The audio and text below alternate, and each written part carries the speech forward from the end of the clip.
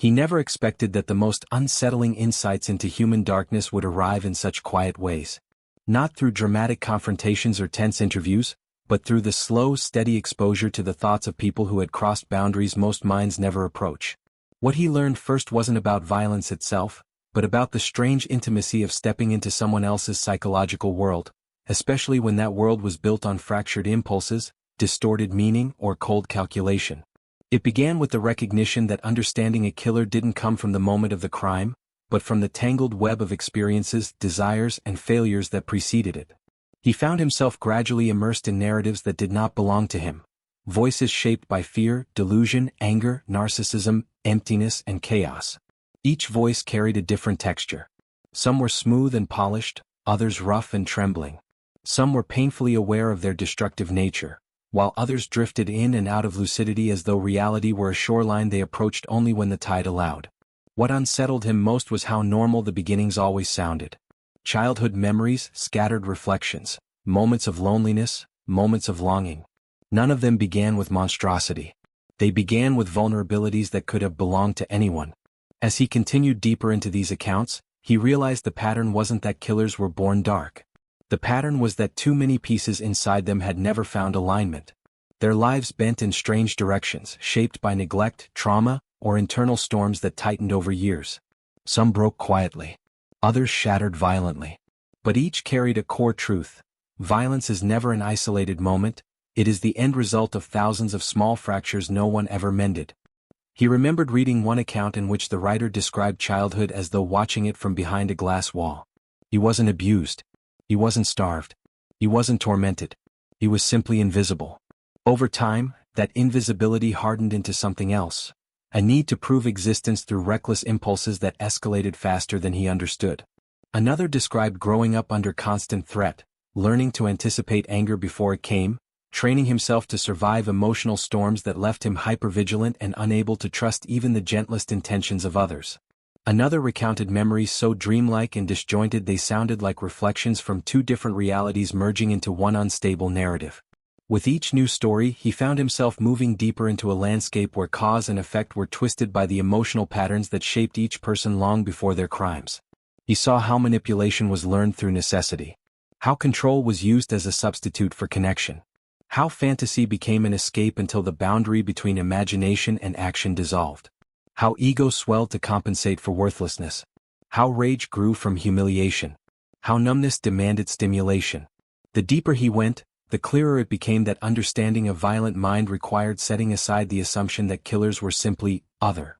These were people whose emotional structures never formed properly, or whose structures collapsed under pressures they were never equipped to navigate. Their violence came not from a single moment, but from an accumulation of missteps, misperceptions, and psychological distortions that warped their decision-making long before they acted. But there was something else, something even more unsettling.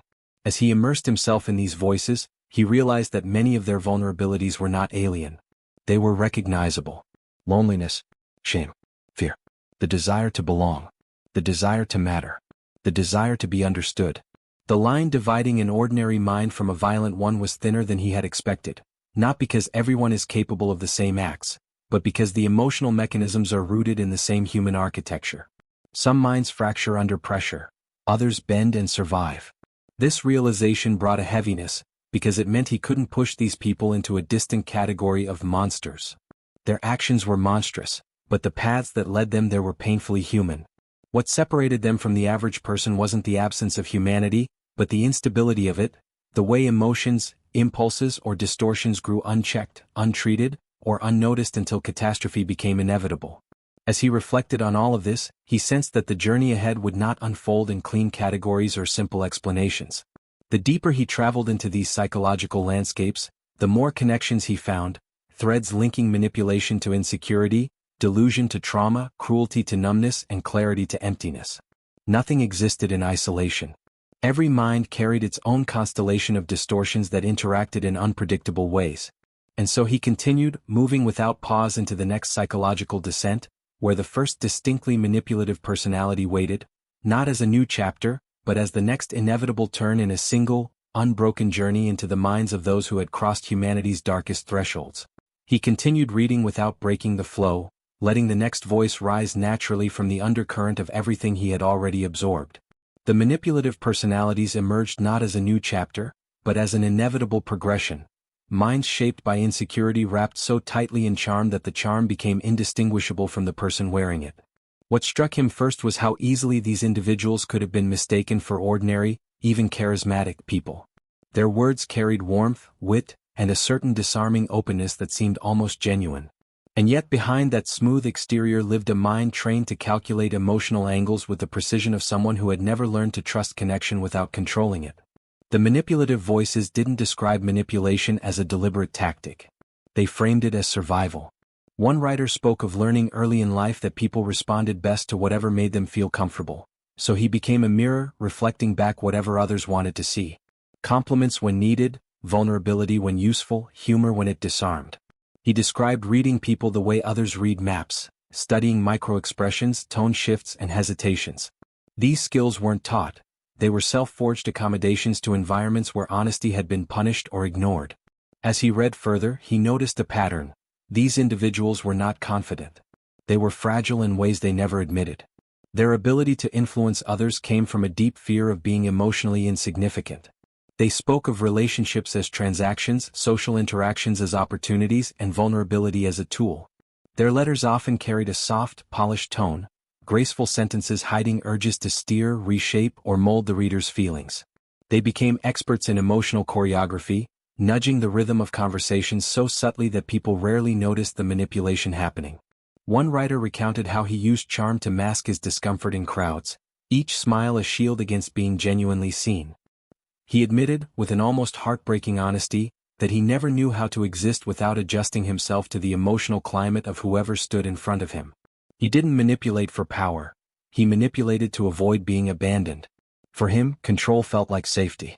And when control slipped through his fingers, panic rushed in, twisting into anger or reckless decisions that escalated into the acts that shattered multiple lives. Another described manipulation as an instinct, something that activated automatically the moment he sensed disapproval or conflict. He would shift tone, soften his voice, align himself with the listener's perspective with uncanny accuracy. But underneath the surface compliance was always a simmering resentment, a belief that people were too easily swayed and therefore undeserving of genuine honesty. This contradiction, charming on the outside, contemptuous beneath, made these personalities particularly dangerous, because their manipulation disguised their growing internal storms until it was too late. The author noticed how often these correspondents blurred the boundary between connection and control. They spoke of relationships not as mutual bonds but as arrangements they curated. Every gesture was intentional. Every revelation measured. They confessed to being hyper-aware of the effect of each word they wrote, adjusting the tone mid-sentence to maintain the upper hand. It wasn't that they didn't desire closeness, they desired it intensely. But they viewed it as something to be secured through strategy, not trust. As he immersed deeper, he realized that this personality type frequently walked the fine line between understanding emotions and exploiting them. They could articulate empathy with extraordinary clarity, yet their own emotional responses were distorted by fear. They feared irrelevance. They feared rejection. They feared vulnerability turning into betrayal. And so they turned intimacy into a game they could win, a stage where they choreographed every move. Even the way they described their crimes reflected this pattern. Some minimized. Some reframed. Some performed remorse. None lied outright, not because honesty mattered but because honesty mixed with selective omission produced a more persuasive story. Their narratives shifted subtly depending on how they wished to be perceived. A tone of humility to elicit sympathy. A tone of confidence to command respect. A tone of sadness to soften judgment. But beneath every crafted sentence, the author sensed the truth they never directly admitted. Manipulation was their shield against the world, and when the shield cracked, violence erupted from the emotional pressure they could no longer contain. These were not monsters hiding behind charm. They were frightened people hiding behind charm, and frightened people can be far more dangerous when their fear transforms into desperation. What made the manipulative voices so haunting was the realization that their danger did not come from malice. It came from the ability to mask their internal instability so effectively that no one saw the collapse coming until it was already too late. They were fluent in emotional languages they themselves could not authentically feel, mimicking intimacy so convincingly that their inner void remained invisible to everyone, including themselves. As he moved forward, he didn't pause or reset. The The psychological descent simply shifted, deepening seamlessly into a new layer. Ahead waited personalities who did not manipulate consciously, but who performed remorse itself. Those who wore regret like a costume, convincing even themselves that sorrow could rewrite the unchangeable. The shift into the next group of voices happened naturally, almost imperceptibly, as though the emotional tone of the manipulative correspondence simply deepened into something softer, more sorrowful, but no less calculated. These were the personalities who did not manipulate through charm, but through repentance. They expressed sorrow so eloquently, so convincingly, that even the author found himself momentarily pulled toward sympathy before a familiar, unsettling instinct reminded him to step back. Their remorse was graceful. Their language refined. Their narratives carefully polished, the edges smoothed until the ugliness of what they had done felt distant, almost accidental. These correspondents didn't avoid responsibility, they embraced it theatrically. They sculpted their regret into something admirable, almost noble, as if remorse itself could function as a kind of redemption. They understood that guilt, when expressed beautifully, could evoke compassion. And compassion, in the wrong context, could be another form of control. One writer began by describing his sorrow in terms so poetic it felt rehearsed. He wrote of sleepless nights replaying the moment everything went wrong, of the way guilt stalked him like a shadow that never lost his scent. His phrasing was elegant, rhythmic, and undeniably moving. Yet beneath the lyrical sorrow, the author sensed a subtle shift in tone, an underlying pride in expressing remorse so convincingly. It was not the guilt that defined him in that moment, but the performance of guilt. Another described how prison had forced him to confront the full horror of his actions. He wrote about the sound of quiet corridors late at night, of hearing other inmates crying softly, of imagining his victims' families in their grief. His words painted a portrait of a man overwhelmed by empathy. But then, almost casually, he inserted sentences that shifted the framing, phrases that suggested he, too, had suffered greatly, that his pain held its own significance, that perhaps he deserved compassion for having endured the burden of guilt for so many years. It was remorse, but remorse arranged carefully to elicit a specific emotional outcome. He noticed that these correspondents often used timing as a subtle form of manipulation. They would reveal details about their pasts only after expressing remorse, as though the sorrow softened the impact of the explanation. They rarely lied about their actions, but they selected the angles that cast them in the gentlest light possible. A tragic childhood mentioned at the perfect moment. A moment of clarity described with cinematic pacing. A shift in tone that made them seem vulnerable, broken, almost pitiable. What unsettled him most was how genuine the remorse sometimes felt. These individuals weren't always pretending. Many truly believed they were expressing authentic sorrow. But even in their authenticity, they had developed an instinct to shape that sorrow into something performative. It wasn't that they didn't regret what they had done, it was that they regretted it in a way that still preserved their self-image. Their remorse never stripped them bare. It draped them in sympathetic light. One writer admitted that he often practiced his apologies before saying them, refining his tone to sound sincere. He confessed that sometimes he didn't know where his real guilt ended and where the performed guilt began. This blurred boundary made them uniquely dangerous in social situations. They could evoke empathy from others long before they understood how to handle responsibility or change. Remorse became a tool, not a transformation. Another described remorse as a strategy for survival in prison. He wrote about programs designed for rehabilitation and how inmates learned to speak the language of accountability to obtain privileges or shortened isolation. He acknowledged that after years of performing contrition, he sometimes caught glimpses of real regret bleeding through, but he was no longer sure if he was feeling guilt or simply repeating the emotional script he had mastered. As the author read deeper, he recognized that these individuals shared a common trait.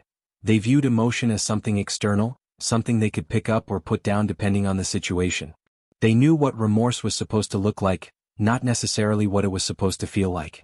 And in that emotional mimicry, they became masters of convincing self-narratives. What made their stories so unsettling was how easy it would be to believe them. Their reflections were articulate, their tone humble, their emotional pacing impeccable. They weren't chaotic or cruel. They were composed, thoughtful, and self-aware, at least on the surface. But beneath the polished regret lived the same psychological fractures as before. Fear of judgment, desire for validation, hunger for reassurance that they weren't beyond redemption. Some even acknowledged their manipulation indirectly.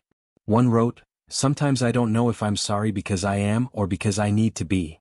That line lingered with him, heavy with the weight of half-truths. It revealed that remorse for these individuals functioned not as a moral reckoning, but as a psychological negotiation with themselves. The seamless descent continued without pause. From the practiced sorrow of these personalities, the narrative slipped deeper into the minds of those whose relationship with reality itself fractured. Those who drifted between lucidity and delusion, whose inner worlds blurred with the outer world in unpredictable, often catastrophic ways. The transition into the next group didn't feel like moving into a new category, it felt like stepping onto unstable ground. As he continued reading, the emotional clarity that defined the earlier voices began to dissolve. Their sentences drifted in strange directions, circling back on themselves or blending thoughts that did not logically connect. It was as if the structure of their minds slipped through the cracks of their own writing. These were the correspondents whose relationship with reality had fractured, sometimes quietly, sometimes violently, long before their crimes occurred. Their voices carried a dreamlike instability, moments of lucidity drifting into confusion so fluidly that he often had to read passages twice to understand the emotional logic beneath them. One writer described hearing whispers in the walls as a child, a strange hum that seemed to follow him from room to room. At first he thought everyone heard them. Later he believed they were meant only for him. The letter didn't explain the whispers logically, it moved as though the writer had accepted them as a simple fact of his life, no more unusual than rain or wind. That was the unsettling part, not the content but the calmness with which it was delivered. Another voice shifted rapidly between topics, beginning with a memory of school and suddenly jumping to visions he believed were warnings from unseen forces. He wrote with conviction, weaving connections between random events, coincidences, and imagined threats. The logic made sense to him even if it spiraled beyond what reality could hold. Reading it felt like watching someone try to build a bridge with pieces that didn't belong to the same structure. Some stable, some misshapen, some pulled from places that existed only in his mind. He noticed that many of these correspondents weren't trying to deceive. They weren't manipulating or performing. Their distortions were genuine, carved into their thinking by years of untreated illness, trauma, or neurological imbalance. Their crimes often emerged not from malice, but from fear of threats that weren't real or voices that only they could hear, or internal storms they had no tools to navigate. Their letters revealed minds fighting battles invisible to the outside world, battles that escalated until the boundary between thought and action collapsed. One writer recounted a period of his life when he believed the world was sending him coded messages. Headlines, passing conversations, even the pattern of leaves on the sidewalk felt like signals meant for him. He described the moment he acted violently as a reaction to what he perceived as a direct warning. Reading his account, the author felt a chilling paradox.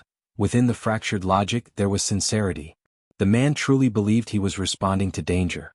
The danger simply didn't exist. Another described losing track of time for days. He wandered through memories that didn't always belong to him, convinced he had lived lives he had never lived. His writing flickered between regret and confusion, sometimes in the same sentence. At times he understood the harm he caused. Moments later he explained the same events through the lens of fantasy, as if revisiting them from a dream instead of reality. These shifts weren't deliberate, they reflected the disjointed terrain of a mind that struggled to hold itself together. The author found himself slowing down as he read these letters. The usual analytical distance became harder to maintain. There was something profoundly tragic about these voices. People whose perception of reality had drifted so far from the world everyone else inhabited that their actions became incomprehensible even to themselves. They were not excusing what they did. Many were still trying to understand it. Their confusion was genuine, and their attempts to grasp meaning through the haze of their own distortion felt like watching someone search for a path in a forest where the trees constantly changed shape. But amid the confusion, moments of stark clarity would appear, brief, startling lines where the writer recognized the fracture inside their own mind. One wrote, "I know my thoughts don't match what others see, but they feel true to me." That single sentence encapsulated the painful truth of delusional thinking. The battle between internal conviction and external reality. These voices revealed how frighteningly fragile the boundary between perception and delusion could be. Many of them had spent years sensing something was wrong, but lacked the resources, support, or diagnosis that could have grounded them before their minds drifted too far. Their violence wasn't the result of wanting to harm others. It was the eruption of a psychological storm they could no longer contain. The deeper he went into these fractured narratives, the more he understood that understanding them required compassion, not sympathy or absolution, but compassion for the suffering that preceded the destruction. Their experiences underscored a truth too often ignored. Untreated mental illness does not simply distort thoughts, it reshapes entire realities. It turns shadows into warnings, coincidences into conspiracies, and intrusive thoughts into commands. He felt the emotional weight thickening as the descent continued, but the flow did not break. From the instability of fractured minds, the narrative now slipped seamlessly toward a different kind of darkness. Those who inflicted pain not from delusion or insecurity, but with calculated pleasure, where suffering became its own form of gratification. As the distorted voices faded, the tone of the journey shifted again, not abruptly but with a quiet, chilling certainty. The confusion, fear, and broken perceptions that shaped the previous minds gave way to something colder, more deliberate, more controlled. These next voices were not shaped by delusion or panic or emotional mimicry. Their words carried a steadiness that made the pages feel heavier in his hands. Here, the descent moved into territory where violence was not an accident of psychological collapse, but an expression of inner desire. These were the individuals who described harm with an unsettling calmness, their narratives threaded with a slow-burning fascination for suffering. Not all spoke of pleasure directly, some lacked the emotional vocabulary to articulate what drew them toward cruelty, but the intention lingered beneath their words like a low, constant hum. They wrote with clarity, sometimes even detachment, but never with the frantic instability seen in delusional minds. Their violence was chosen, measured, carried out not because they lost control, but because they wanted to experience something they could not access through ordinary life. One writer spoke of growing up surrounded by a silence that felt suffocating. His emotions didn't erupt, they simmered. He described discovering early on that the suffering of others produced a feeling he struggled to name, something sharper and more vivid than anything else. It wasn't joy. It wasn't anger. It was a fleeting sense of connection or power or aliveness, he couldn't tell which. That uncertainty made it more dangerous, because he kept chasing it. His writing was calm, almost eerily reflective, as if he were documenting a scientific curiosity rather than recounting acts that destroyed lives. Another described his crimes with a precision that made the author's breath tighten. Not boasting, not justifying, simply recalling details with meticulous accuracy, as though listing facts about an experiment he had conducted. The lack of emotional inflection was the most disturbing part. There was no anguish, no remorse, no confusion, just a blank, steady narrative. His clarity was colder than any rage could have been. These correspondents often wrote with a slow, deliberate rhythm, as if each sentence carried weight they didn't want to rush. Their stories revealed that their cruelty did not emerge in sudden explosions. It grew in quiet moments, moments when empathy never arrived, when urges sharpened unchecked, when curiosity drifted toward the forbidden. One described the first time he deliberately caused pain, explaining that the sensation it gave him was not excitement but a sudden stillness inside, like noise finally falling silent. The author understood this as a window into emotional emptiness, where violence became a substitute for feelings that never formed naturally. A recurring theme emerged: disconnection. These individuals did not view other people as people. They saw them as objects, tasks, obstacles, or sources of stimulation. Their inner worlds lacked the emotional resonance that guides most people's moral compass. Some had been this way since childhood. Others had drifted into this state after years of suppression, humiliation, or emotional starvation. But the outcome was the same. Empathy existed only as an intellectual concept, not a felt experience. One writer admitted that he learned to mimic normal behavior through observation, not intuition. He wrote of watching classmates cry or laugh and recognizing the expected response, not because he felt it, but because social survival required it. This mimicry created a hollow identity built on performance rather than emotion. And when the mask slipped, the void beneath it demanded stimulation, violence becoming the one thing that broke through the numbness. Another described feeling nothing during his crime, not adrenaline, not thrill, not guilt. Just a blankness that swallowed everything else. The act was not driven by rage or impulse. It was driven by curiosity. A desire to see what the boundary looked like when it shattered. The author felt a subtle chill as he read this. Violence rooted in curiosity reflects a mind untethered from emotional consequence, where the act is not the culmination of rage but the exploration of a void. What struck him most was how these voices spoke about responsibility. Unlike those who performed remorse, these individuals rarely pretended to feel guilt. They acknowledged what they did plainly, sometimes even with analytical detachment. They accepted punishment without protest. They did not claim to be misunderstood. Their clarity made them, in a strange way, more sincere than those who shaped their narratives to appear pitiable. But sincerity did not soften the darkness. It made it sharper. He realized that these minds reflected a truth few are willing to confront. Not all violence emerges from confusion or brokenness. Sometimes it emerges from absence. The absence of empathy, the absence of meaning, the absence of internal limits. And when that absence collides with curiosity or desire, the consequences become catastrophic. He let the weight of these voices settle before moving deeper. There was no transition, no shift in tone, only a continuation of the descent into another kind of calculated mind. Ahead waited those who sought not pleasure or connection through harm, but power and control. People whose violence grew not from emptiness, but from the thrill of domination. The descent into the next psychological layer unfolded naturally, as though the calm detachment of the previous voices darkened into something heavier, more deliberate. These were not individuals who acted out of confusion or numbness. Their violence wasn't about curiosity or misplaced attempts to feel alive. Here, the focus shifted to control itself. People who moved through the world with a stark hunger for dominance, whose internal landscape was shaped by an unyielding need to impose their will on others. What stood out immediately was their certainty. These correspondents didn't waver between identities or emotional states. Their voices carried a rigid steadiness, as if they had built an internal hierarchy where they always belonged at the top. They did not express remorse, nor did they attempt to charm their way into sympathy. Their tone was neither warm nor chaotic, it was grounded, structured, commanding in a way that felt cold even through the written word. One described his early life as a constant lesson in power, who held it, who lacked it, and how it could be taken. He wrote of observing the dynamics within his family, recognizing early which voices mattered and which were ignored. He learned to speak in ways that drew attention, to act in ways that asserted control, and to navigate conflict with a sharp awareness of advantage. His letters read like strategic briefings, each sentence revealing how deeply he measured the world in terms of dominance and submission. Another recounted a history of quietly orchestrated conflicts. Not loud arguments or explosive fights, but subtle manipulations that allowed him to influence decisions, emotions, and outcomes without others realizing. He took pride in his ability to steer social environments, adjusting people like pieces on a board.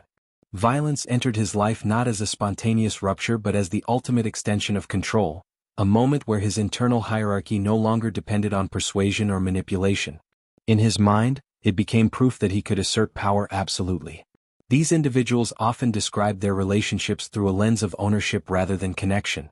They spoke of partners, friends, and even strangers not as independent beings, but as elements within their personal ecosystem, resources to be utilized, threats to be neutralized, or obstacles to be dominated. Their emotional vocabulary was strikingly narrow. Anger, satisfaction, irritation, superiority, these they understood. But vulnerability, compassion, fear, or tenderness remained abstract concepts, recognized only intellectually. One writer admitted that he never felt comfortable unless he was the gravitational center of every interaction. He needed others to defer, to admire, or at the very least to acknowledge his presence. When someone resisted or challenged him, something inside tightened, a pressure that demanded he reassert control, even if it meant escalating beyond what the situation required. His violence emerged from this pressure, a snapping point where his internal narrative could not tolerate defiance. A recurring theme appeared as he continued reading. These correspondents understood people extremely well, but not emotionally. Their insight came from observation, not empathy. They studied weaknesses with the same precision others might reserve for memorizing facts. One wrote that he always noticed the hesitation in a voice, the shift in posture, the way someone avoids a question. Tiny details that revealed insecurities he could exploit. Control wasn't just about dominance, it was about knowing exactly where to press. Another detailed how he used silence as a weapon.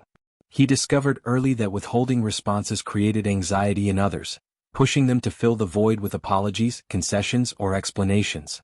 He wielded this dynamic expertly, both in ordinary situations and during the events that eventually led to his crime. The level of self-awareness in his writing was unnerving, not because he misunderstood himself but because he understood himself too well. These voices rarely described their crimes with emotion. They described them with logic. Steps taken. Decisions made. Opportunities recognized. Their narratives weren't frantic or self-justifying, they were structured, almost technical. Violence became a tool in their hands, a means to reassert control when their internal equilibrium was threatened. What made these correspondents particularly dangerous was their ability to remain outwardly composed. Unlike the erratic minds shaped by delusion or paranoia, these individuals were stable, focused. They could build long-term strategies, maintain consistency, and mask intentions with ease. Their stability allowed them to function in society without drawing suspicion. Their intelligence made them effective. Their need for control made them unpredictable. He noticed something else beneath their carefully crafted narratives: a deep, unspoken fragility. These individuals depended on maintaining dominance to keep their sense of self intact. Beneath the surface confidence lived an unrelenting insecurity, an internal fear of insignificance that they could never admit. Their power wasn't merely preference, it was survival. Without control, their identity collapsed. And that collapse, when it happened, was catastrophic. As he continued deeper, the threat of control gradually faded into another psychological territory: those who justified their actions through ideology, belief systems, or self-created philosophies. Individuals who didn't seek dominance for its own sake, but who cast themselves as instruments of a greater truth, reshaping morality to suit their needs. The descent flowed forward without hesitation, carrying him into the next unsettling layer. The transition into the next psychological terrain felt less like moving downward and more like stepping sideways into a different dimension of certainty. After immersing in the minds that pursued control for its own sake, he found himself confronted with voices that pursued something they believed was larger, more purposeful. These individuals did not describe their actions as the pursuit of dominance or emotional satisfaction. They framed them as necessary, logical, moral, even righteous. Their letters carried a particular cadence: measured, structured, almost academic. They did not ramble or lash out or contradict themselves. Instead, they crafted arguments. They built philosophical scaffolds around their choices. Their writing did not seek empathy or forgiveness, it sought validation of their worldview. They wanted to be seen not as criminals, but as thinkers whose actions were extensions of principle rather than impulse. One correspondent opened with reflections on society's decay, outlining ideological grievances with the precision of someone who had recited them internally for years. He described growing up with a sense that the world was fundamentally broken, corrupted by systems he believed rewarded weakness, hypocrisy, or immorality. He didn't claim trauma. He claimed awakening. He saw his violence not as a crime, but as an act of alignment, an attempt to impose order on chaos as he understood it. Another wrote with an almost missionary tone. He spoke of cleansing, correction, necessary disruption, phrases that revealed the way he reframed harm into purpose. He referenced historical figures, twisted philosophies, and selective interpretations of religious or political texts. The words weren't incoherent. They were alarmingly coherent. Too coherent. His logic was internally consistent but externally warped, forming a perfect self-contained loop where his actions were always justified and doubt could never enter. What fascinated him most was how these correspondents described the people they hurt. Not as individuals. Not as victims. But as symbols. They weren't harming a person, they were confronting an idea. A representation. A problem. This abstraction allowed them to detach entirely from empathy. It was easier to violate a symbol than a human being. And once someone became a symbol in their minds, the moral boundaries dissolved. One writer described feeling clarity in the moments leading to his crime, a terrifying word in this context. He didn't feel rage. He felt purpose. He believed he was stepping into the role life had carved for him, fulfilling a destiny he had interpreted from the fragments of his belief system. This clarity was not emotional but cognitive, a tunnel vision that sharpened his world until only the ideology remained. He noticed that many of them shared a need to feel exceptional. Their philosophies elevated them above the ordinary masses. They saw themselves as people who had seen through illusions, people with the courage to act on truths others were too weak to acknowledge. This sense of specialness acted like a shield, protecting them from confronting their own moral failures. If they were chosen, by ideology, belief, or insight, then their actions became not only justified but required. But within their certainty he found cracks. Moments of hesitancy. Lines where frustration slipped through the intellectual veneer. One writer argued passionately against psychological labels, insisting he was not mentally unstable. The defensiveness was revealing. It suggested that even the most structured ideologue feared the possibility that their towering belief system was not the result of truth-seeing, but truth-escaping. Another admitted that he had felt lost before discovering the ideology that shaped his actions. He described wandering through life without direction, feeling invisible, irrelevant, unanchored. When he found a philosophy that offered structure and meaning, he clung to it with desperate intensity. His violence, he explained, was not the product of belief alone, but of the relief that belief gave him. It provided identity where he had none. The more he read, the more he realized that ideology often functions like armor for fragile minds. It protects them from insecurity, from confusion, from the fear of being ordinary or overlooked. And once the armor becomes the self, they defend it with the ferocity of someone who believes dismantling the belief means dismantling their identity. These correspondents were not chaotic. They were organized, focused. Their internal worlds were not fractured. They were overly structured, bound by rigid logic that left no space for contradiction. And that rigidity made them dangerous. They believed in their narratives completely, leaving no room for empathy, doubt, or moral reconsideration. As their voices faded, he sensed the descent shifting once more, not into chaos or ideology or dominance, but into minds that possessed an unsettling combination of awareness and emptiness. People who understood themselves with frightening precision.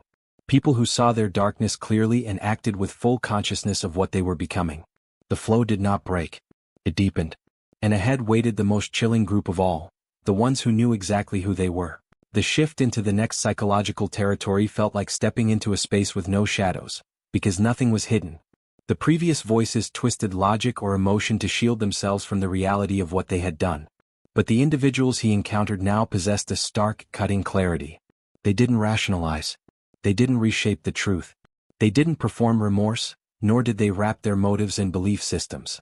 Their letters carried the unnerving weight of people who could describe their own darkness without flinching, without ornament, and without the defenses that protected so many others from their own reflection. Their honesty was not emotional. It was clinical.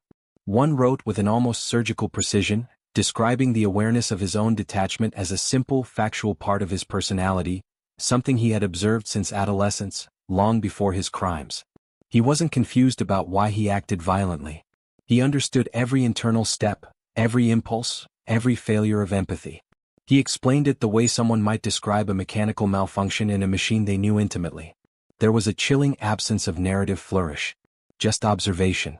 Just truth as he experienced it. Another described the emptiness inside him not as a tragic wound, but as a constant state. He didn't present himself as misunderstood or mistreated. He said he learned to mimic emotion early, recognizing that others expected certain reactions from him, but the mimicry never translated into genuine feeling. What frightened him was not the lack of empathy itself, but how normal the absence felt. It wasn't a loss. It was simply who he was. These correspondents did not view their experiences through a distorted lens. Their internal logic aligned with reality. Their awareness of harm was complete. They didn't blame childhoods, illnesses, or external forces. They wrote with directness that made the pages feel heavy, because their violence was neither accidental nor confused, it was fully conscious. One described the moment leading to his crime as a decision made in a quiet room. No surge of emotion. No mental break. No ideological fervor. Just a moment of clarity where he realized he wanted to see what would happen if he crossed a boundary he had contemplated for years. It wasn't thrill-seeking, not exactly. It was exploration, an exploration of his own limits, or perhaps of the limits he believed society had imposed on him. The silence of that decision was more terrifying than any rage. Another explained that the act itself did not bring satisfaction or relief. It didn't bring anything. He said that, looking back, he expected to feel something profound, either horror or exhilaration. Instead, he felt the same emptiness, the same internal stillness that had shaped him his entire life. The violence didn't transform him. It simply confirmed what he already suspected about himself. Their letters often included reflections on how they were perceived.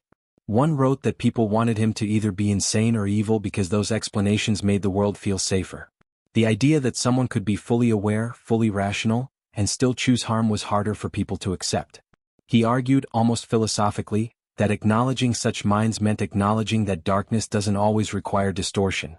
It can arise from clarity too. This awareness didn't make them sympathetic. If anything, their honesty sharpened the sense of danger. They lacked the instability of fractured minds or the longing of the remorse performers. They lacked the ideological armor of true believers. What remained was a kind of cold self-recognition, a person who knew exactly what motivated them and why. But beneath the clarity he sensed something else, something subtle yet consistent across these correspondents. A thread of emotional distance so profound it bordered on isolation. They understood themselves, but they didn't understand connection. They could articulate loneliness without longing for intimacy. They could describe detachment without wishing for closeness. Their self-awareness was complete, but it didn't bridge the gap between themselves and the rest of the human world. It only made the gap more visible. One wrote, "I wish I could explain why empathy doesn't reach me. But I can only tell you that it doesn't." It was not an excuse. It was a statement of fact, delivered without pride or shame. It illustrated how deeply their emotional architecture differed from the norm, not because it was malformed, but because it had never been there to begin with. These correspondents revealed a truth the others had only hinted at. Some violent minds do not fracture under pressure. They are cold from the beginning. Not monstrous. Not chaotic. Simply empty. A different kind of psychological absence, one that could coexist with intelligence, stability, and even charm. As he read deeper, he felt the descent shift again, not into minds of clarity or ideology or emptiness, but into voices that wielded emotion like weapons. Not because they were aware of their darkness, but because they projected it outward, turning their letters into battlefields where their own inner storms lashed against whoever dared to read them. The flow continued, seamless and unbroken, into the next psychological territory. From the cold self-awareness of the previous voices, the narrative flowed naturally into minds shaped by turbulence. Not the kind born from confusion, but the kind forged from emotional instability that they could not contain within themselves. Unlike the self-aware correspondents who turned inward with precision, these individuals turned outward, using their letters as battlegrounds where unresolved anger, fear, shame, and longing collided with whoever read their words. Their writing did not distort reality, it distorted relationships. Their letters carried a volatile emotional charge. Some lines softened with vulnerability, only to snap suddenly into hostility. Others dripped with accusation, then quickly shifted into confessions of loneliness. Reading them felt like standing too close to a storm, one that could shift direction without warning, pulling the reader into its winds whether they wanted to be involved or not. One writer began by insisting that the author didn't understand him. The statement wasn't a thoughtful critique, it was an attack. Yet only a paragraph later, he wrote that the author was the first person who had ever taken the time to listen. This pendulum of emotion swung constantly. Warmth to rage, admiration to contempt, openness to suspicion. The instability wasn't intentional manipulation. It was reflexive. His internal fragmentation spilled outward in real time, shaping every sentence. Another correspondent's letters read like a series of emotional collisions. He accused the author of judging him harshly, then apologized repeatedly, then lashed out again. He described moments from his past with tenderness, only to undermine them minutes later with bitterness. His writing carried the imprint of someone who could not hold a stable image of himself, and therefore could not hold a stable image of anyone else. Every relationship, real or imagined, became a stage for reenacting old wounds. These individuals tended to project their fears onto others with startling precision. One wrote, "You think I'm dangerous," followed by, "You want me to say what you already believe," even though the author had said nothing to imply either idea. His projections revealed more about his internal landscape than his crime ever could. His writing mirrored every betrayal he had experienced, repeating patterns that shaped him long before violence entered his life. The author recognized the emotional choreography immediately. These voices reflected lives defined by volatility, homes where affection alternated with aggression, where unpredictability shaped identity, where love and harm were so tangled that adulthood offered no clear template for trust. These correspondents were not trying to manipulate in a calculated way. They were recreating the emotional chaos they grew up in, pulling others into the same unstable orbit. One voice in particular stood out, a man who oscillated between grand declarations of self-awareness and moments of raw, painful exposure. He wrote that he had always felt misunderstood, always felt judged, always felt on the outside. But his next sentence contradicted the openness, "You probably don't care anyway." It was as if he destroyed connection the moment it appeared, convinced it would disappear on its own if he didn't strike first. Another described how he could never tell whether someone's kindness was genuine or a setup for humiliation. This fear shaped his relationships, turning ordinary interactions into psychological battlegrounds. His violence, he wrote, didn't come from hatred. It came from a sudden rush of panic, the belief that someone was about to hurt him emotionally, and the desperate need to strike before they could. The author knew this pattern well. The cycle of anticipatory betrayal, where people fear rejection so intensely that they destroy bonds to avoid being destroyed themselves. What made these voices particularly exhausting wasn't their unpredictability, it was their intensity. They felt everything too loudly, too quickly, too painfully. They clung tightly, then pushed violently away. Their letters made the reader feel as though they were walking across emotional ground that could collapse without warning. Yet within the turbulence, there were flashes of heartbreaking sincerity. Lines where they acknowledged their instability. Moments when they expressed longing for a stable life they never learned how to build. Sentences where they recognized the damage they caused, not with clarity, but with a kind of sorrowful confusion, like someone looking at the pieces of a broken object they never meant to drop. One wrote, "I didn't want to hurt anyone. I just didn't know what to do with everything inside me." It was not an excuse, but a window into a mind overwhelmed by emotional storms it had no tools to weather. As he continued deeper, the turbulence gradually settled into something quieter, but heavier. The emotions did not vanish. They condensed into the kind of slow-burning pain that shapes a person over a lifetime. The descent shifted, seamlessly and without pause, toward minds molded not by volatility or control or ideology, but by wounds that began in childhood and never stopped bleeding. The turbulence of the previous voices didn't fade so much as condense into something denser, quieter, and far more tragic. As he moved deeper, the emotional volatility gave way to a different kind of darkness, one that had formed slowly, layer by layer, over years of neglect, abandonment, and childhood pain. These correspondents did not speak with the calculated tone of manipulators or the cold clarity of self-aware offenders. Their letters carried the weary weight of people shaped by damage they never understood, wounds they never voiced, and environments that taught them suffering long before they knew how to name it. Their words didn't lash out. They didn't accuse. They didn't hide behind ideology or perform contrition. Instead, their writing felt like suppressed memories rising unevenly to the surface, fragments of lives marked by instability and fear. Some described childhoods filled with violence, homes where shouting was constant, and affection arrived rarely or unpredictably. Others described neglect so profound that they grew up learning to soothe themselves with fantasy, isolation, or small acts of rebellion that escalated as their internal emptiness deepened. One wrote that his earliest memory wasn't of a person but of silence. Not peaceful silence, hollow silence. The kind that comes from being left alone too often. He described spending hours in empty rooms, tracing patterns on peeling wallpaper, imagining voices and stories to break the monotony. That loneliness hardened into something he carried into adulthood, a quiet ache he tried to fill with anything that made him feel seen, even if the attention came from violence. Another described a childhood of constant fear. He wrote of learning to read danger in the shifting footsteps of a drunken parent, how he would brace for impact before the door even opened. His body grew accustomed to tension. His mind learned to expect harm. He explained that by the time he reached adolescence, he no longer differentiated between real threats and imagined ones. Fear became a reflex, and that reflex eventually twisted outward, turning him into the kind of threat he once fled from. Many of these correspondents did not excuse what they did. They knew that others had survived similar childhoods without crossing the line. But they described the slow erosion of emotional stability in ways that revealed how deeply early environments shaped the architecture of a mind. One described how every attempt at building a stable connection in adulthood was contaminated by old fears. He would pull people close, then push them away, convinced at any moment they would abandon him. He wrote that the violence he committed wasn't an explosion, it was a collapse. Some wrote about shame not as a passing emotion, but as a lifelong companion. Shame shaped their posture, their voice, their decisions. One man described feeling wrong from the moment he was old enough to compare himself to others, convinced he lacked something essential. His violence came not from rage or ideology, but from moments when that shame grew so overwhelming it distorted his perception of himself and others. He wasn't trying to dominate or control. He was trying to silence a voice inside him that had whispered worthlessness his entire life. Another wrote that he had always felt like a burden, an afterthought.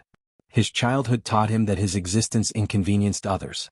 When he grew older, he carried that belief into every relationship. He avoided asking for help, avoided showing emotion, avoided admitting fear.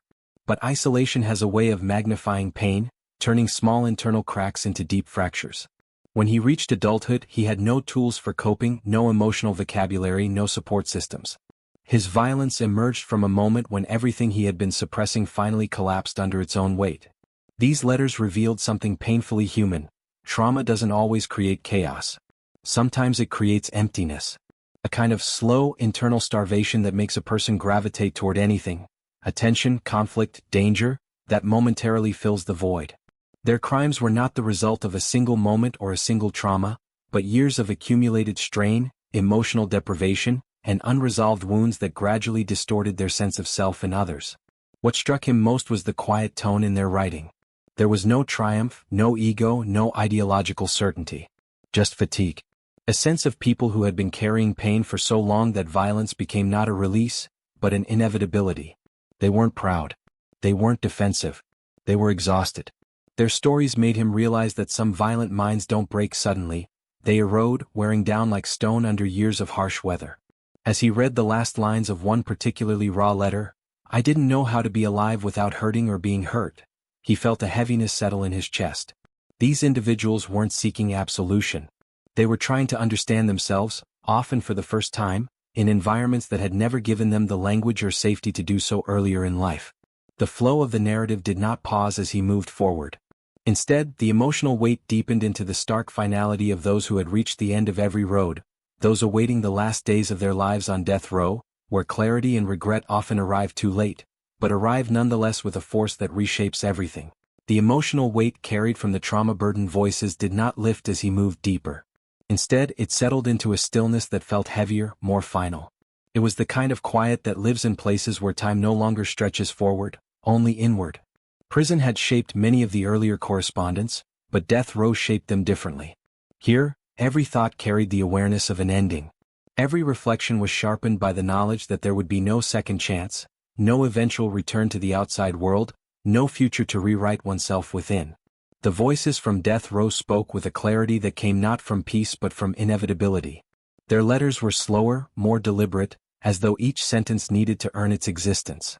There was no posturing, not in the way manipulative personalities performed remorse, nor in the way ideologues defended their narratives. There was no reason to impress, no motive to persuade. What remained was a kind of stripped-down truth, the internal landscape revealed without the usual layers of defense. One correspondent wrote about the strange rhythm of waiting for execution. He described days that felt endless, hours that stretched like thick fog, and nights when the fluorescent lights hummed above his cot with a monotony that made thinking feel both too easy and too painful. He said that time no longer moved in a straight line, but pooled around him, gathering in heavy pockets of memory and silence. "The world outside keeps spinning," he wrote, "but in here it's always the same hour." Another spoke of the first moment he realized he would never leave the prison alive. It wasn't dramatic or cinematic, it was a quiet, sinking certainty that arrived one morning while he was brushing his teeth. An ordinary moment suddenly flooded with extraordinary finality. He wrote that accepting death did not feel like surrender. It felt like the point at which all the noise in his life finally fell away, leaving only the essential pieces. Some were sharp. Some were unbearably tender. All were undeniable. Death row forced these individuals into an introspection deeper than any therapy session or courtroom statement could ever reach. It was not self-pity, it was confrontation. Some described remembering faces they had tried for years to forget. Some described imagining conversations that would never happen. Many described dreams that grew more vivid as their bodies weakened, dreams of childhood, sunlight, family, and freedom. Dreams that hurt more than reality. One voice stood out with an unsettling steadiness. He wrote that he didn't fear death itself. What he feared was the idea that he had lived his entire life without understanding how to exist without causing pain.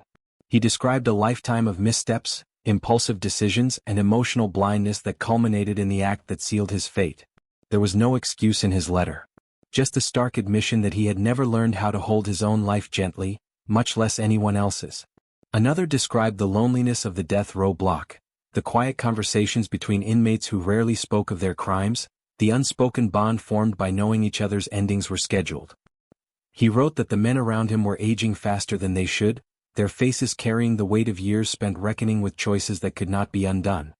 He recounted watching an inmate being escorted away for his final walk, how the silence afterward felt like a physical pressure, tightening the air until it was difficult to breathe. What he found most haunting in these letters was the duality of regret. Some correspondents expressed genuine sorrow, not as a plea for forgiveness but as a recognition of irreversible harm. Others felt regret not for the act itself but for the life they wasted before it. A few acknowledged that they didn't know how to feel remorse, even now, but understood the enormity of what they had done. The honesty varied but the finality was universal. Death row left no room for pretense. One writer described writing a letter to the family of his victim. He said his hands shook uncontrollably, not from fear of execution but from the weight of addressing people whose lives he had shattered.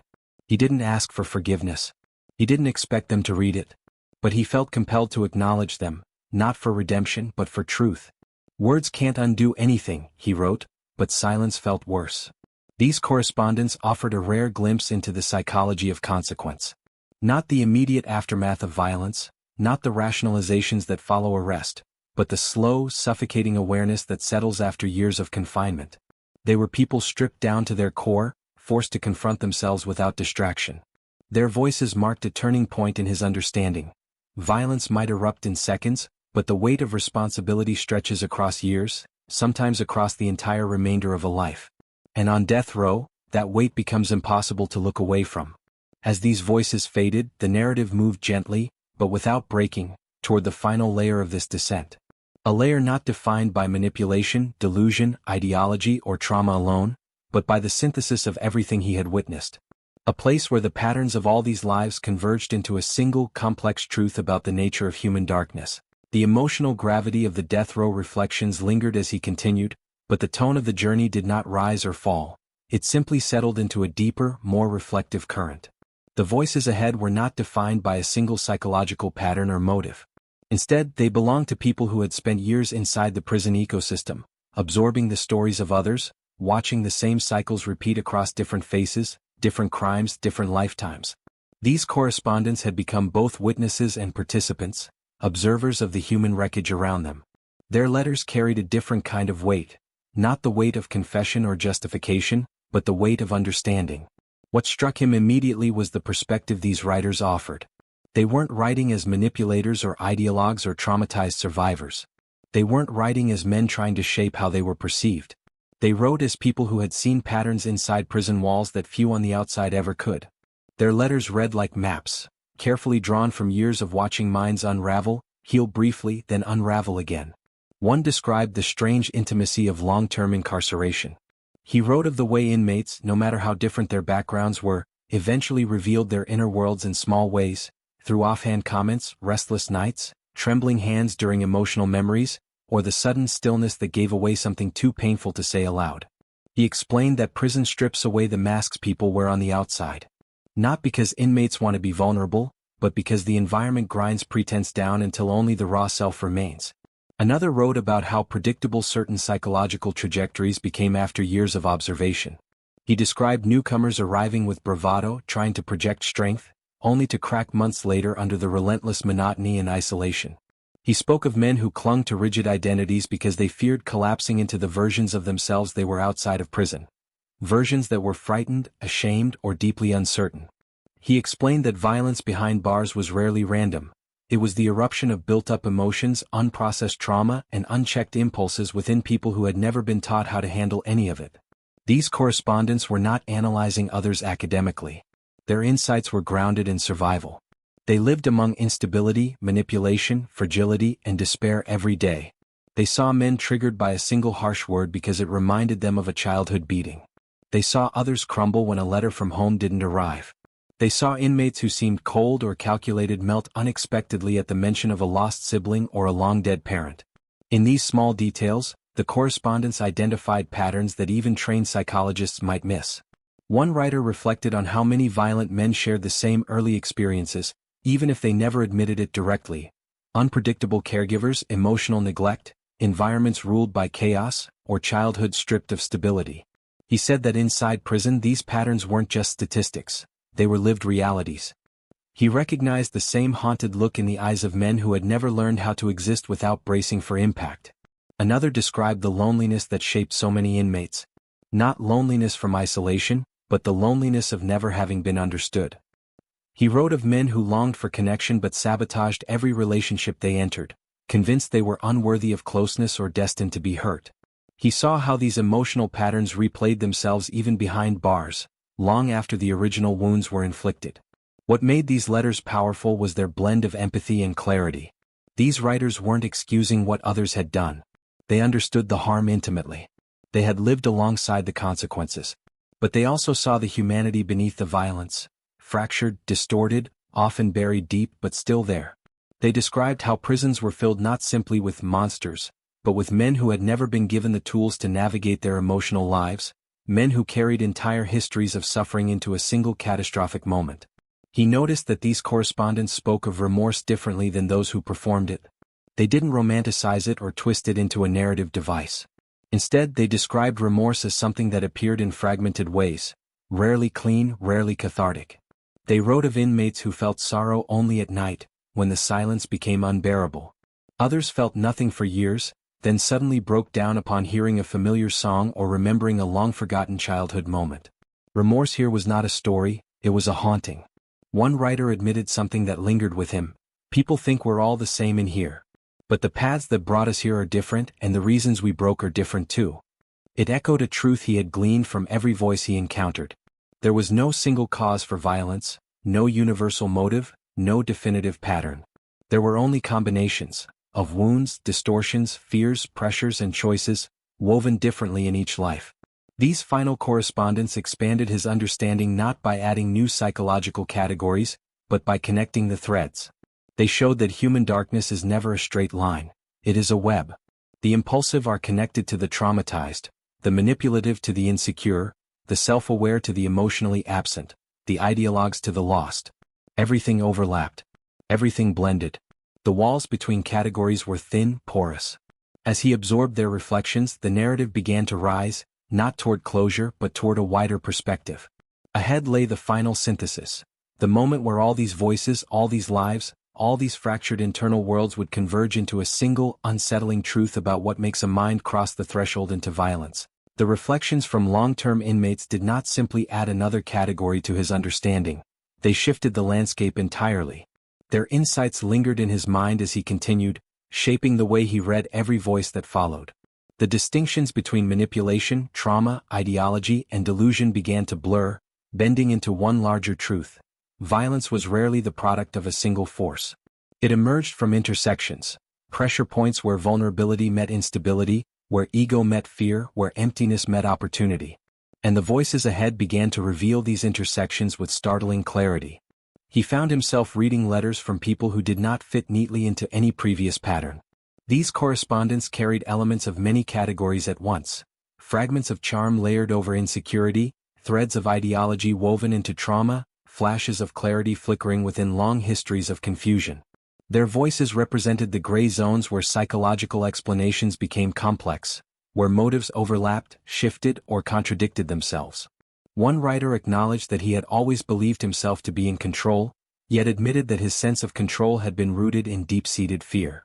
He described how he had manipulated others to avoid feeling powerless, yet also confessed that he sometimes believed his own lies simply because they offered him temporary relief from self-loathing. His violence was not born from dominance alone. It emerged from a collision between emotional hunger and emotional confusion. Another correspondent described himself as both victim and perpetrator, aware that he carried wounds from childhood but also aware that he had passed those wounds on in destructive ways. He spoke of moments when he felt detached, moments when he felt enraged, moments when he felt completely numb. He explained that his crime wasn't a single act but the culmination of years of emotional dissonance. Years during which he oscillated between wanting connection and fearing it, between needing validation and resenting dependence. These mixed identity correspondents often reflected on their crimes with a kind of fractured clarity. They understood pieces of themselves but not the whole picture. One wrote that his violence wasn't planned, but it also wasn't accidental. He said it felt like falling and jumping at the same time, a paradox that captured the psychological tension he lived with. The author recognized this as a familiar pattern. Individuals whose inner conflicts collide at precisely the wrong moment, creating sudden eruptions that feel both intentional and uncontrollable. Some wrote about how they shifted identities depending on circumstance, aggressive in moments of fear, manipulative in moments of insecurity, philosophical in moments of loneliness. The fluidity of their inner world made them unpredictable, not because they lacked logic, but because their logic constantly reorganized itself to accommodate their emotional state. Their violence was not chaotic, it was adaptive, shaped by whichever internal narrative felt strongest at the time. One letter described this fluid identity with remarkable insight. The writer said, "I wasn't one version of myself that day. I was all the versions I've ever been, colliding at once. The author paused over that line, recognizing in it a painful truth. Psychological fragmentation often creates violent outcomes not because any single part of a person desires harm, but because the parts compete, clash, and overwhelm the mind's ability to regulate itself. In these voices, he saw reflections of the larger pattern. People rarely break in a straight line. They split, drift, fuse, and fracture again, shaped by a lifetime of experiences that pile on top of each other until the mind can no longer hold the weight. Violence becomes not a choice in isolation, but the endpoint of a long series of emotional misfires, each one small, each one survivable, until they accumulate into something catastrophic. Some correspondents tried to reconstruct their identities through writing. They analyzed themselves with remarkable effort, attempting to map the roots of their impulses. They described childhood memories with trembling honesty, adult loneliness with raw clarity, and moments before their crimes with a kind of haunted detachment. They weren't seeking empathy. They were trying to understand themselves with tools they never had before. He realized that these voices represented the bridge between individual pathology and the broader human condition. They were the ones who showed that boundaries between categories, manipulator, ideologue, traumatized, delusional, sadistic, are not as rigid as they appear. In real lives, these traits mix together, creating complex psychological signatures that cannot be reduced to a single cause. One writer captured this complexity perfectly. "I wasn't broken one way," he wrote. "I was broken in layers." That sentence held the weight of a universal truth, an understanding that minds don't become violent because of one wound, but because of many wounds stacked unevenly over a lifetime. As he read the final lines of these layered voices, he sensed the narrative narrowing toward its emotional culmination. The next group of reflections would not introduce new patterns. Instead, they would deepen the truth already taking shape, that human darkness grows in the spaces where vulnerability meets distortion, where suffering meets opportunity, where truth meets fear. The descent continued, seamless and unbroken, toward the final perspectives needed to bring this psychological journey into full, unsettling clarity. As the voices of layered identities faded, the narrative entered a quieter, more contemplative space. It wasn't a rise toward resolution, it was a deepening, a settling of everything he had absorbed into something heavier and more cohesive. The correspondence ahead did not fit any category because they weren't trying to define themselves anymore. They weren't trying to explain, defend, justify, or make sense of their past. Instead, they wrote from the vantage point of people who had lived long enough with their actions and their histories to develop an unexpected, almost uncomfortable insight into the nature of violence itself. These voices weren't philosophical in the detached way ideologues were. Their introspection wasn't performative, nor was it shaped by desperation. Their clarity had ripened over years of isolation, therapy sessions, spiritual searching, or simply the endless repetition of their own thoughts in a cell where time never stopped pressing inward.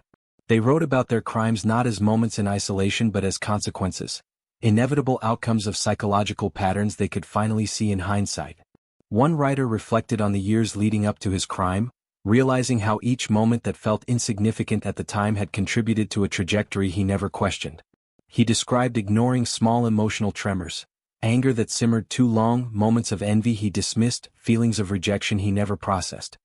He wrote that violence didn't erupt suddenly, it accumulated quietly, like water rising behind a dam. By the time he recognized the pressure, the structure was already cracking. Another spoke about the illusions he carried for most of his life. He once believed he was stronger than his vulnerabilities, smarter than his impulses, and too aware to ever lose control. In prison he realized those beliefs were shields he used to avoid confronting the parts of himself that frightened him. "I wasn't fearless," he wrote. "I was terrified of looking weak, so I hid everything that made me human." When the concealment finally failed, the violence emerged as a distorted expression of fear he didn't know how to name. Some correspondents explored the concept of responsibility with surprising depth. They didn't define responsibility as acknowledging guilt or accepting legal consequences. Those were external measures. They described responsibility as recognizing the long chain of choices, emotions, and reactions that shaped the moment of violence. They described it as seeing themselves without excuses or distortions. One man wrote that true responsibility was the moment you stop trying to locate the monster outside yourself. Not all of them found clarity, however. Some described living in a kind of emotional limbo, understanding what they had done but still unable to fully grasp why. These voices were filled with questions rather than answers. They wrote about feeling disconnected from their past selves, unable to reconcile who they became with who they thought they were.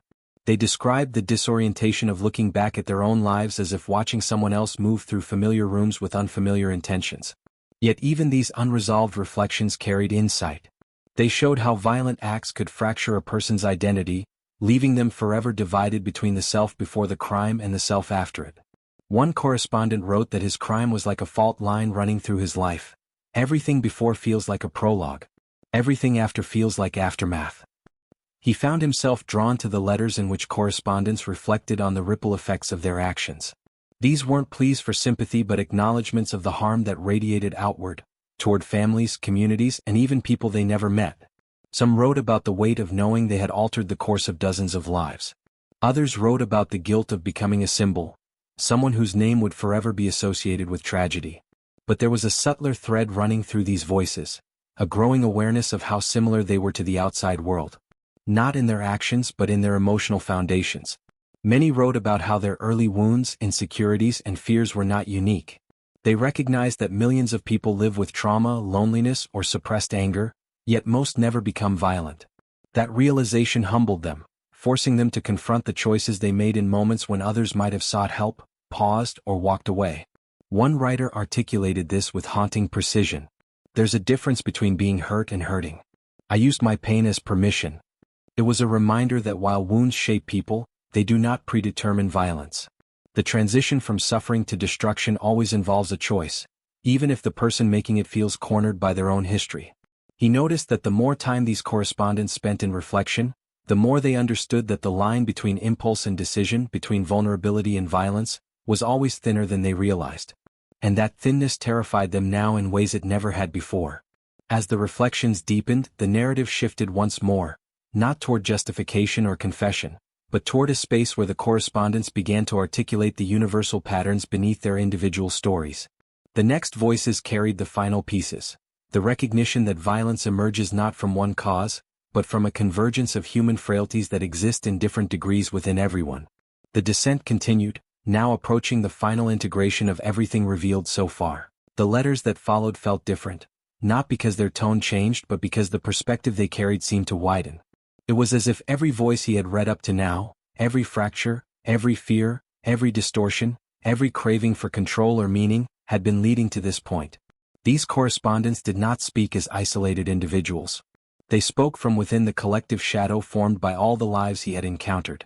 Their reflections were shaped not only by their own experiences, but by the echoes of others they had met inside prison walls, the stories they had heard, the patterns they had recognized, and the painful truths they had learned by living in an environment where every broken trajectory seemed to eventually collide. These voices were no longer focused on explaining themselves. They were trying to explain the human condition that had shaped so many lives like theirs. One writer began by describing how, over the years, he had watched men arrive in prison with anger still burning in their eyes, only to see that same anger fade into exhaustion or confusion once the reality of confinement settled in. He noticed that the bravado many carried upon arrival was a fragile facade, a mask worn to hide intense insecurity. We all came in thinking we were different, he wrote, but the walls showed us how similar we really were. Another described how the concept of evil dissolved the longer he lived among violent offenders. He explained that he had expected prison to be filled with monsters, but instead found people whose lives had been shaped by the same universal human emotions: fear, shame, loneliness, desire, desperation. I've seen terrible things, he wrote, but I've also seen the pain that came before them.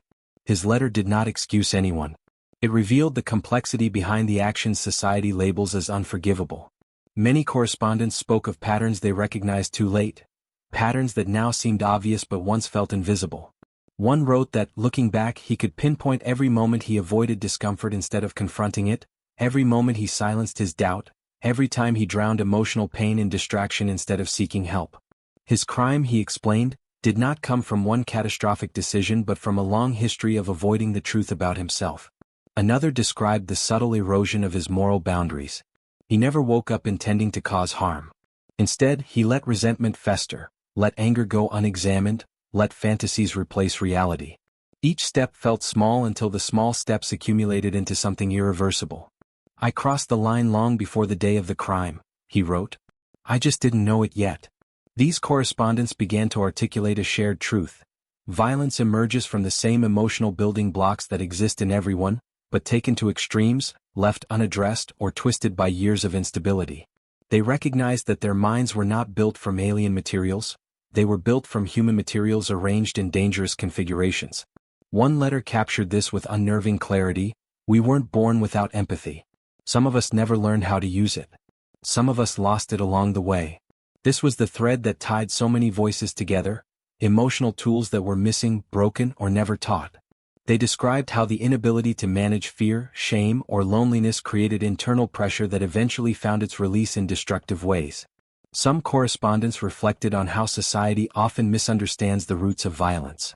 People imagine dramatic triggers, sudden explosions of rage, or inherently evil personalities. But the letters revealed something far subtler. Violence often grows in quiet places, inside the minds of people who feel unseen, unheard, or overwhelmed. It develops in individuals who hide their emotions too well, who confuse control with strength, who mask insecurity with aggression, who suppress vulnerability until it mutates into something unrecognizable.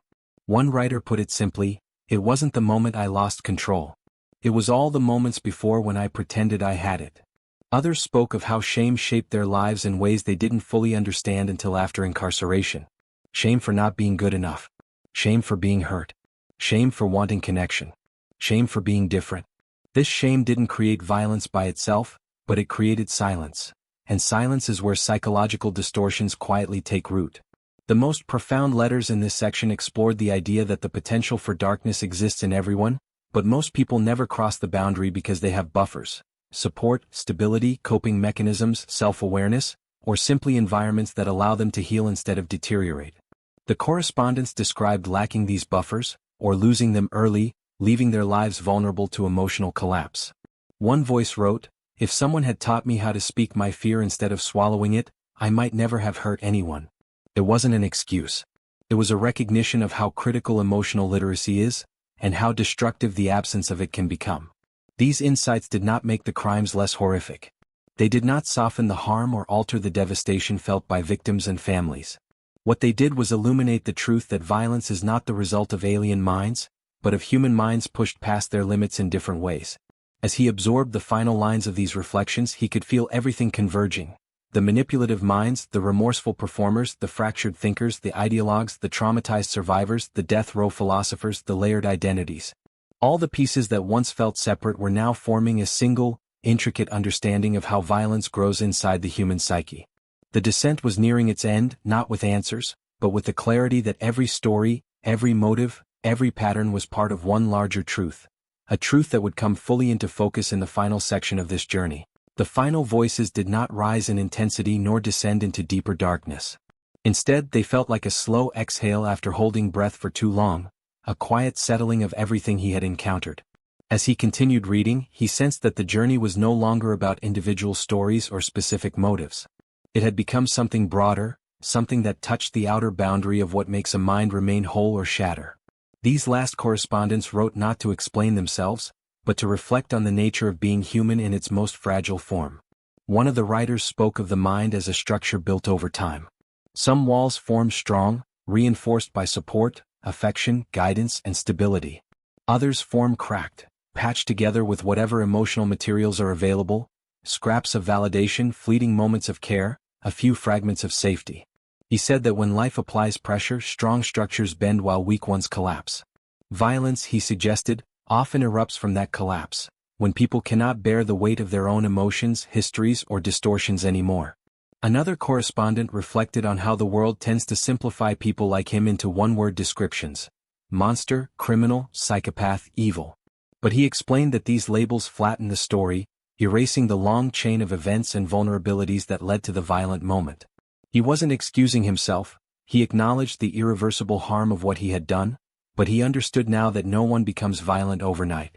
The seeds of destruction are planted over years, watered by neglect, nourished by fear, and shaped by environments that fail to teach people how to carry pain safely. Many of the final letters carried an eerie calm. Their writers had already spent years examining themselves in ways most people never have to. Some had reached insight. Some had reached numbness. Some had reached a place between. They no longer fought against their histories or their impulses. They had become observers of their own lives, watching themselves with the same distance others might reserve for a stranger. One man described a moment of realization during a quiet night in his cell. He wrote that he could trace his entire life in a single emotional pattern, one he had never questioned until it was too late. The pattern was simple. He misunderstood fear as anger, shame as weakness, loneliness as rejection, and connection as danger. Because of this, every opportunity for healing turned into another step toward destruction. He said that if he could go back, it wouldn't be to stop the final act. It would be to teach his younger self how to interpret emotions that had always felt too big to understand. Another reflected on remorse not as a feeling but as a landscape he walked through every day. He described it as a series of rooms, some filled with grief, some with denial, some with acceptance. He explained that remorse is not a permanent state. It fluctuates like weather, returning unexpectedly with memories triggered by the smallest details. For him, remorse was not redemption. It was recognition, the acknowledgement that humanity is something he lost long before he realized it. As he read these final reflections, he felt the journey tightening into one truth. Violent minds are not made of different materials than other minds. They are made of the same emotions, the same needs, the same vulnerabilities that everyone experiences. The difference lies in how those emotions form, how needs go unmet, how vulnerabilities deepen into fractures. Every mind has its breaking points. Some are reinforced early, others are left exposed. One correspondent wrote a single line that lingered long after the page ended. People assume darkness arrives suddenly. But it grows quietly in the moments no one sees. In that sentence, the entire journey condensed. The manipulator's fear of insignificance. The ideologue's hunger for meaning. The traumatized child's unspoken despair. The fractured thinker's blurred reality. The self-aware offender's chilling clarity. The death row inmate's final understanding. Every story, every voice, every confession pointed to the same underlying truth. Human darkness does not begin with violence. It begins with vulnerability. The final letters didn't offer solutions. They didn't claim to understand everything. But they revealed a pattern that repeated through every life he had encountered. When pain goes unspoken long enough, it mutates. When loneliness deepens without relief, it distorts. When fear is never addressed, it hardens. Violence grows not from one cause but from many, intersecting, compounding, shaping a person over years until the boundary between suffering and harming breaks apart. As he closed the last letter, he felt no resolution. Understanding the minds of violent individuals did not make their actions less devastating. It did not erase the pain of victims or undo the tragedies inflicted. But it did reveal, with haunting clarity, that the human psyche is fragile, not in its weakness but in its complexity. Every person carries a universe inside them, full of pressures and contradictions that can either shape them into empathy or fracture them into harm.